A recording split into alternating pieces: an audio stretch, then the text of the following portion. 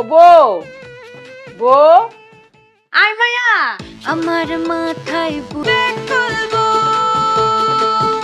আমি ব্যাগ করবো, করবো। কি গো বউ, একটা জিনিস লইছো কেরে? ডাইল কই, কালি দুধ আন লইব। আমি অনেক বুদ্ধি কাটি একটা কাজ করেছি মায়া।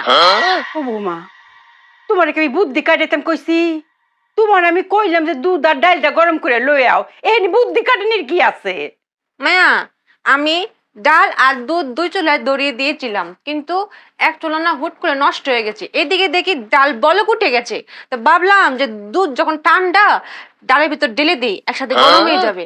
আর এই দুটো গরম জিনিস তো এক পেটেই যাবে না মায়া। বুঝতে পাইছো? ভালো হয়েছে না রেসিপিটা? খুব ভালো হয়েছে, খুব ভালো হয়েছে।